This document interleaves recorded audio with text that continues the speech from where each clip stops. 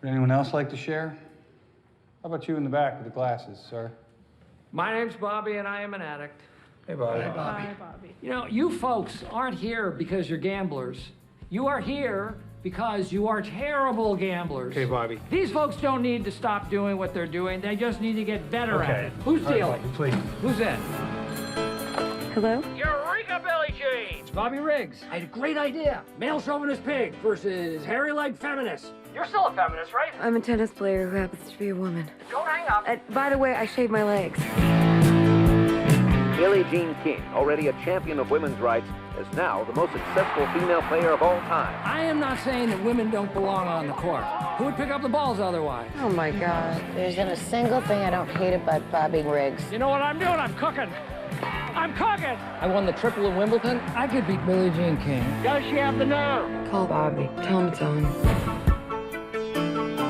So, Billie Jean, what do you want?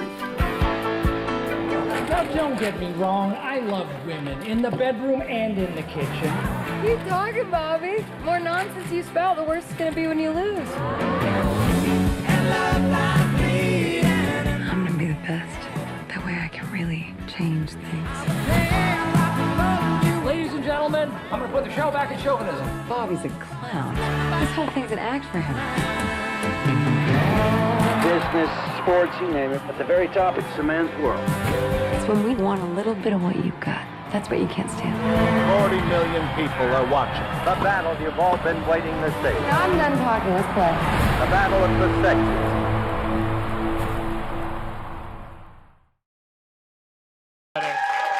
Thank you. Thanks for having us.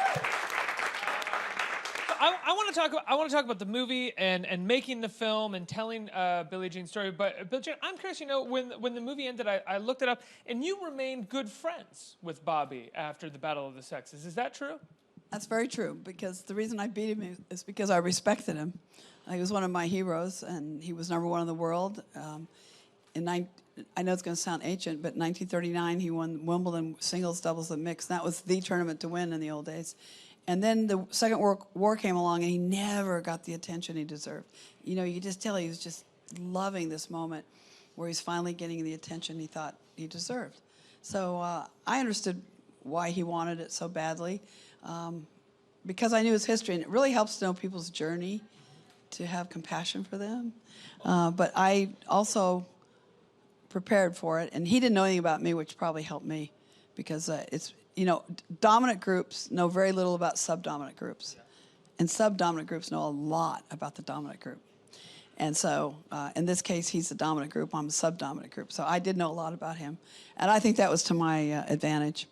And I'm curious, and in no way does it make what he said about women and what, you know, and the image that he put off any better. But how much of an actual sort of sexist was he, or was he just a man looking for attention? He was both, but he was a sexist. But it's interesting that his wife's money is how they lived, because she was from a wealthy family, and she says it right there in the movie if you see it.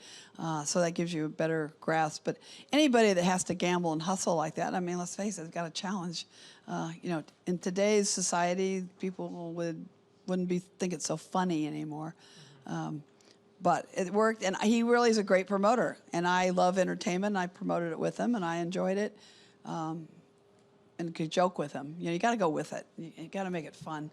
But it wasn't fun when we played. It was dead serious.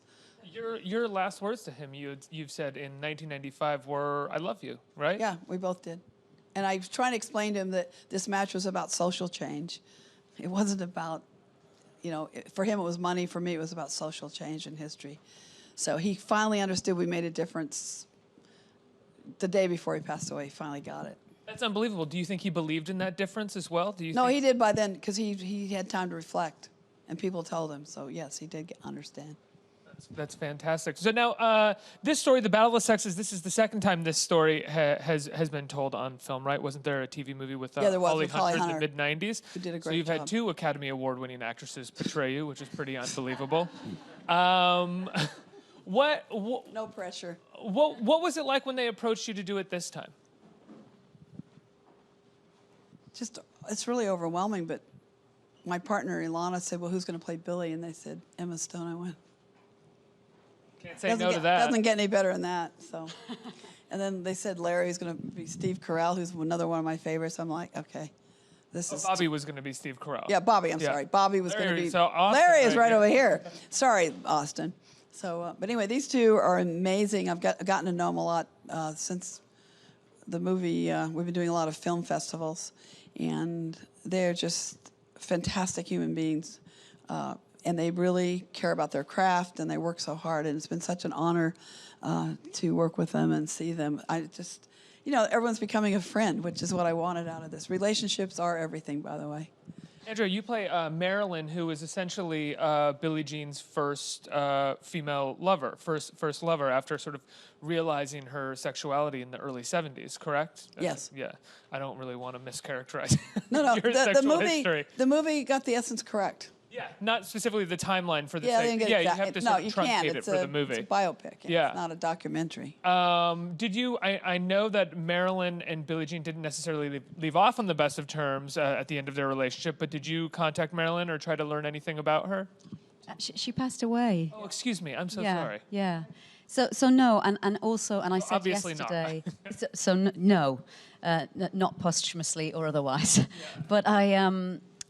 But I think because she had passed away, there was a little more pressure to honor the Marilyn of that time. The Marilyn that she was in that time of her life, which I think was just, she was liberated and full of love for Billie, and it was such a beautiful time between them.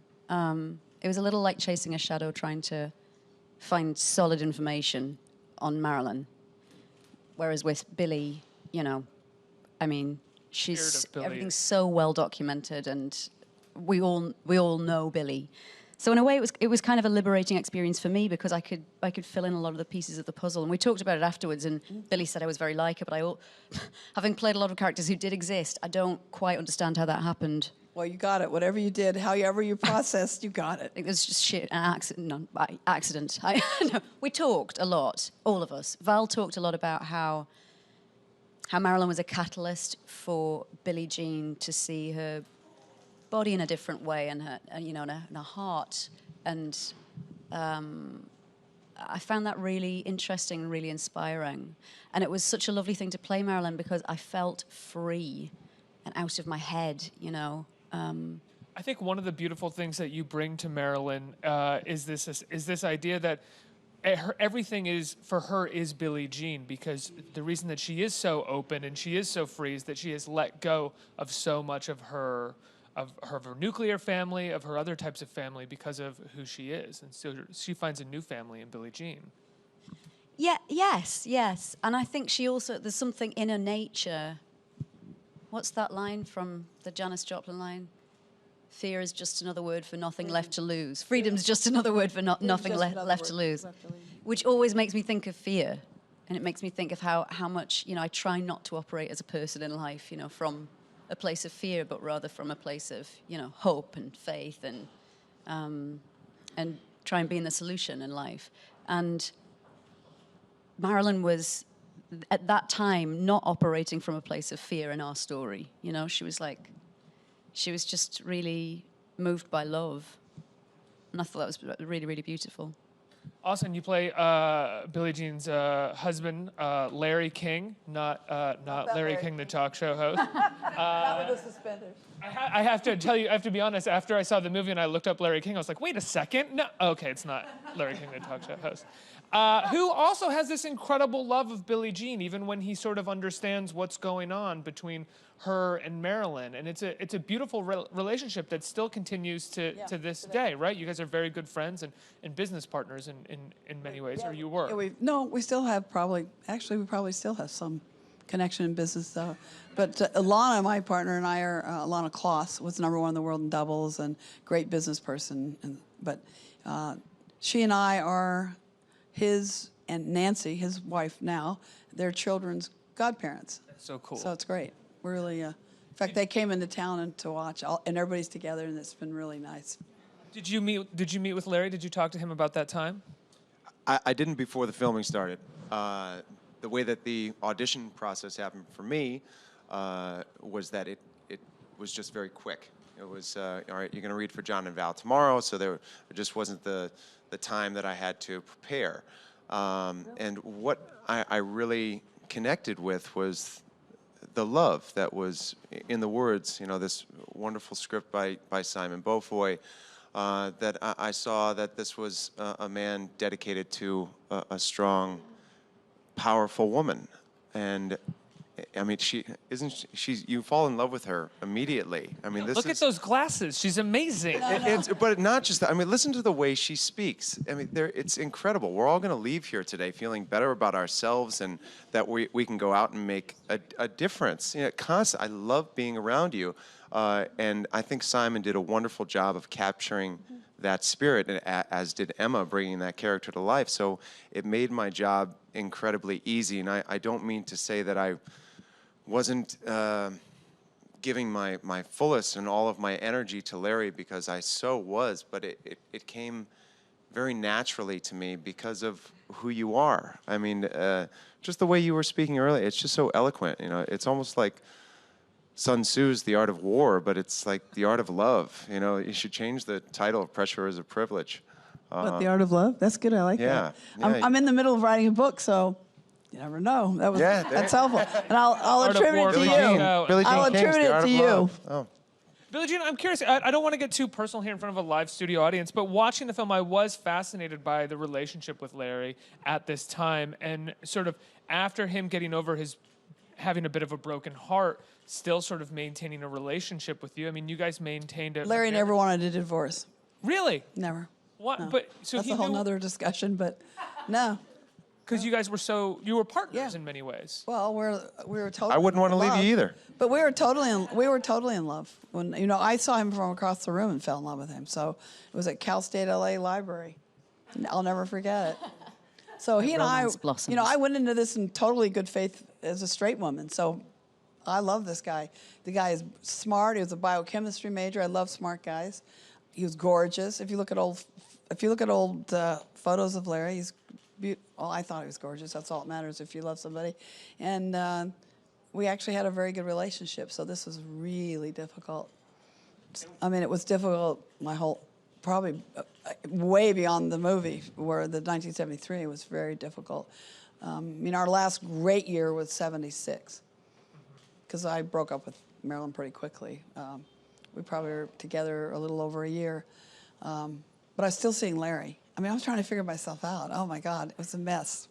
And I'm sure all of you can relate to your own lives, like trying to figure out who you are, what you want to do with your life. It's hard, man. It's just life. Just know that life is difficult. And once you know that, it makes it a lot easier. It's very paradoxical. It's very paradoxical the way it works. But if you say every morning, okay, I know life's difficult. Okay, let's go. And champions adjust. So you want to be a champion in life, you have to keep adapting as you go through each day, each moment of your life. And it's possible. But no, it's just hard, man. Go through a lot of hurt. You go through a lot of anguish, fearful. I still get scared. I mean, I couldn't even do an oral book report. I was going to get, I was going to flunk the class, and I couldn't even get up in front of people and talk. And now look what I'm doing. It's like scary. So. What does Billie Jean King still get scared of these days? Every time I come up here, I want to do a good job, man. I get anxious when I see your faces. I go, we have people here, and I want to make sure that we connect. To me, it's really important to connect with you and the audience and share with them. That, to me, is everything. You can come in. I mean, I've seen people do like the same canned speech every time they go. They'll do 700 speeches a year. They get up. They don't even know what city they're in when they give it. They give the same speech. I'm like, really? That's not what I'm. It's like when you walk out on your stage, the tennis court, as an athlete, or a basketball court, or whatever sport you're in, or whatever field of endeavor. My job is to connect with that audience. They are everything. We went to the U.S. Open. It's 23,000 people. I thought Emma was going to completely faint. We come out, she goes, oh, my God. And her face, I'm looking at her face, she's going, you play in front of all these people? Oh. What does that feel like? I'm thinking, who is talking to me about what it feels like? I was cracking up. I said, yeah, we're kind of naked out there. We can't stop the camera and get the makeup artist to come over and dab-a-do and let's take another take. We can't do that. It's more like theater. It's live. You know. It's true, It's because like even theater. in theatre, yeah, but even in theatre, we only have, I mean, I think the most people I've played to in theatre is it's maybe small. 3,000. Yes, Yeah, yes, like I know, that. because I go to the theater. I love theater. Yeah. And I look at it, and it's really quite intimate to me. So, and I've played on intimate courts, and I played on huge courts. So, but that's 36 by 78 is our stage, and my job is to connect. And that's what makes me happy, when I feel like I'm connecting with myself and with others. When I get disconnected, and I still do therapy, that's when I'm lost. If I'm feeling disconnected to the universe and to my fellow person, I don't like it. I get really sad, and I'm just don't like it. So it's just not easy. And I think this movie, The Battle of the Sexes, brings that up. It's fluid, and it's difficult. It's very loving, but it's sad. It's hurtful. You know, it runs the gamut of emotions. And it's messy. Yeah, it is messy. Life is messy, though. Well, and that's why I was so attracted to talking about your relationship with Bobby after the tennis match, because I think the fact that you two shared a great love. But look what we shared in some together. capacity But why do you think is part of that teammates? match. Why do you think teammates or castmates always feel connected when you see them? Because you went through this process together, especially a team. Because you do scenes not with everybody, but on a team, you're all together, and there's a bond there. Win, lose, or draw, there's a bond there that never, ever. Like, I played team tennis, which we have men and women on each team. When I see, like, Ray Ruffles, and he still wears his ring, and we just have such solid memories together, you know, through thick and thin, and winning matches, losing matches. Some we should have won. You know, it's just, I don't know what it does. It's just something special about it. It's like an extended family. I have to ask before we go to the audience, you know, we briefly mentioned Emma Stone, the star of the film that's playing you. How much time did you These spend are the with two her? stars right now. They're Okay, here. we'll do that. We'll do that. What was it like working with Emma as playing Billie Jean? Away from Emma and back to Emma. Turn it to you to answer a question about Emma. How was it? I love working with Emma. Yeah, I Just real quick, we were talking about that teammate thing, and you know, there's this scene between the two of us in the film where I'm kind of laying out the rules of how it goes being with Billie Jean, and the two of us were working, even though we're at odds in the scene. The two of us were freezing together out there. I remember it was very cold that night, but we so were hard in LA. But we were working together, to make that scene There you go. palpable and real. Absolutely. And it is. And you know, he's in that scene. Yes, there were rules being laid down on his part, but you know, from Marilyn's perspective, there are no rules. And so we were both bringing something very different to that I also scene. think what I loved about that scene is that there isn't that much of, I mean, there is a conflict between the two of you, but not much. There's a warmth that the both of you share for Billie Jean, and that is the That's core their of that complicity. scene that I really like. Yeah, that's their complicity. Yeah, he's laying out the rules so that you don't get hurt in your dealings with Billie Jean. But in terms of working with Emma, we made Birdman together. You know, I adore her, just love her. And we have a lot of love for each other, and we laugh a lot. And that was the perfect springboard, if you will. Let's get some questions from the audience. Who has a question? Hello, guys. Thank you for being here. So for you, Billie Jean King, was there a particular match that you learned from that made you stronger? A match that made me stronger? Yes. A particular yes. Yeah. Boy, that's a great question. I think when you're young, when you're starting, there's certain matches you have to win to have that jump in your career. And knowing that, some players don't sense it very well, and others get it. And there was a match I actually lost, but it was a turning point. I lost to Margaret Court. Depicted in the film, right? Yeah, she's in there. But no, I'm talking about earlier. I'd lost to her in the finals of the Open. But I knew after that match I could beat her. But I'd gone to Australia, I'd quit college, I'd quit university, and started devoting 24/7 to being number one, because that was always my dream since I was 11. And then when I was 12, I had an epiphany where I wanted to change things. Because everybody in my sport was wearing white socks, white clothes, played with white balls, everybody played with white. So at 12, I said, where's everybody else? So I decided I was going to fight for equality the rest of my life, for all of us. But tennis has a platform. And so people say, are you more proud of what you did on the court or off? Much more off the court, because I really, and I'm going to continue this until my last breath, to try to fight for equality and freedom for all. And so, but that match I lost, but I knew, but then I did beat her in the spring. but that was like, I knew it. I turned the corner, and I was ticked at myself that I hadn't done it that moment. But I got my plate from Robert F. Kennedy that day, and I'll never forget it. Kennedy, the president's brother, Attorney General. But that was a great moment for me, just to be able to talk with him and say hello. And I was so shy, but I was just so pleased. I'm trying to find that photo, and I cannot find it because I want it for the book. Cannot find it. And the U.S. Open should have it. But you know, in those days we didn't have our little phones. But I would love to have that. I want that trophy. I want that photo because it was a turning point as well.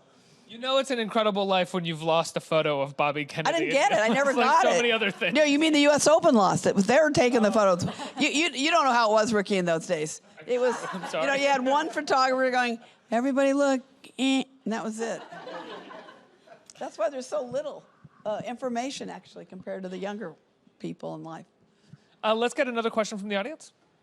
Hey, everyone. Definitely can't wait to see this film. I was just wondering, do you see this film being relatable to the climate now with the women's movement and the LGBTQ community? What do you guys think? God, I hope so. It's a strange thing because a lot's happened since we made the film. Between having made the film and it being released now, there's been an election. I don't know whether anyone heard about that. But a lot of stuff's changed. But for me, when we were making the film, it felt so special because we were in a scene. Emma and I were in a love scene, and we're both women. And that in itself felt so important. And that it had been greenlit. We were making this film. And it was one of many themes in the film. Is it something that's relevant now? Absolutely. Firstly, I think kids should see this. They should be taught about it in history books still. It was a seminal event of the 20th century, and Billie Jean has made so many great strides in terms of social change. And then on a daily basis, I just came from here emailing about being offered less than the guy that I'm playing opposite when we have an equal role. And I have a sort of larger name than him, even, just to put it in context. And so it's a daily battle, you know, and Billie always talks about not looking to the past, but looking forward, moving forward, not focusing on the past. And that's one of the most inspiring things about being around her. Honestly, it's a blessing. And I know after 5 minutes, watching people being around her, you can tell everyone sort of goes from this position to sort of like ready to go back out into the world. So, I just hope it works. You have to let us know. Oh, it works. It's like magic. No, but I want to make sure you got the raise. Oh, I will. Whoa! You heard it here. I would imagine the difference between filming the movie and releasing it now in terms of what's happened in the world is, for lack of a better phrase, while you were filming it, it could have felt a little bit like a victory lap in terms of like all of the progress that had been made. And now upon releasing it, it feels a bit more like a call to action. Is that true? Really nods. Absolutely. No, we've talked about it. Yeah. You have social activists here. That's another thing I didn't understand. Every cast member's got their story about how they want to help. They're all activists. They're amazing. I mean, Elizabeth Shue and Natalie Morales. Alan Cumming. They're all this. And I thought, you know what? No wonder they're on this movie. I mean, it's working because of that, I think. They really genuinely are trying to do this. I mean, to move things forward for everyone. I have an all-female film company, and we made a film at the beginning of this year, upstate New York, which was a wonderful experience, very, very difficult to get it together. It took like 3.5 years to get it all together. Nobody wanted to call it, it's called Nancy, nobody wanted to call it Nancy because it was a woman's name. And we had some male feminists telling us that it was originally who we lost at one point, telling us, part of our own team, telling us that would be a bad idea. You know, it would be a bad idea to... What'd they want to call it? Sorry. Something that was more... Like Dan. You know, they said, you know, on paper, the films with a female name won't do as well. So it's really not a sensible idea to, you know, continue with that name. Anyway, yada, yada, yada. We had great producers. We lost, you know, we've made it. It's wonderful. In the middle of making it, and there was so much resistance. We were filming upstate New York. A lot of support for Trump there. It was a really, really odd environment to be in, and very difficult for a lot of our crew because it was so we were also ticked the boxes of diversity, which basically is anything other than being a white heterosexual male, it seems. So yeah, but we were at the Billie Jean King Leadership Initiative lunch yesterday, which was so fascinating. And somebody said, it is the most odd thing to walk into a room and everybody be straight white males. That's not normal. And she talked about, you know, creating a company in which, like, everyone's reflected. You walk into a workplace and it seems very natural that you see everyone in the workplace, you know. I know for me, I'm just sick of not seeing myself reflected in sort of mainstream culture, especially. Being a straight white male. Yeah. And what up, really dude? How dare I? We're just here to support, right? That's what. No, I am. I'm here to support. I'm a feminist. You know, I will shout that from the mountaintops because I have a mother. She's one of my biggest heroes. That she is one of the strongest people I've ever met. She raised 3 boys, and trust me, I wasn't easy. And it's wild to me that the things that you hear from people like Howard Cosell in the film, where they're talking about how you know, the best place for a woman is barefoot and pregnant, and your jaw just drops. You're like, what the heck just came out of his mouth? And then, of course, you see it today on Twitter from you-know-who, and it's bonkers to me that we're still having to deal with people in the position of power who aren't taking responsibility for that power and using it for the forces of good. Absolutely. But you'll see how white everything is, too. White people in this movie. Everything I was trying to get more inclusion. But you'll see 9 of us hold up a $1 bill when you go to see it. It goes fast. That is the birth of women's professional tennis. And the young people today are living our dream for them, because we knew we weren't going to cash in, but we were willing to take the heat, cross the line in the sand. We might never ever get to play a tournament again. We didn't care. We're going to try our best and go for it. And so when you see that, that was a very seminal moment. And the reason Sloane Stephens, a woman of color, young woman of color, got $3.7 million to win the U.S. Open is because of that moment when we held up our $1. So it was it was so white. When you watch this movie, I'm like, it's like, that's what I was having trouble with when I was 12. Remember, I'm telling you everybody was white? And so it's slowly, thanks to Venus and Serena, but they had the tour. They had a place to play. That's where they got known. That was their platform. And now Serena's going on to trying to help women, and particularly women of color. And we talk, we text back and forth. And Venus helped get equal prize money in the major. So they are in leadership positions, and they've transcended our sport. I love them. They've been great. I've known them since they were little ones. I met them at a World Team Tennis Clinic in Long Beach, California, where I'm from, where they used to live right near there. And when they were kids? Oh, yeah, 10, 9, in that range. Mind-blowing athletes now. Oh, yeah, already. I mean, Venus is, I'm looking, hey, hi. I'm like, who are you? And then their mom, Orsine, was standing next to them in the line because she wanted to listen, because she taught them. So if there's anything she could learn to make them better, they're great athletes, but they have great minds as well, and that's what makes a great athlete. Everyone thinks we're just dumb jocks. It gets me crazy, and it keeps us separated from people, and we're not. There's so many wonderful athletes. They're really strong and smart, and so I hate it when they think we're dumb jocks. We're very separated. We're like always on the outside looking in. I don't like it. And if you're women's sports, you're more on the outside looking in. They could talk about the arts, which you're part of the arts, the entertainment. Well, what are we if we're not entertainment? We're never included in that. You don't see us at the Kennedy Performing Arts ceremonies. You never see sports people. Why not? I think we're an artist. I think we're art and science together, just like everything, whether you're in modern dance, whether you're in ballet, whether you're a singer, whether you're a musician, whether you're an actor. Come on, let's go. We're all in this. We're all performers. That tennis court's a stage, man. When we walk out there, we got to leave it all out there. You got to leave your guts on the court. Give the audience everything you've got, because they're the ones that matter. That's why they paid to come and see you. You better give it up for them, because that's your job. Absolutely. I mean, that's how I've always felt, even when I was a youngster. But what's more important? Equality on and off the court. You guys were right. She rules.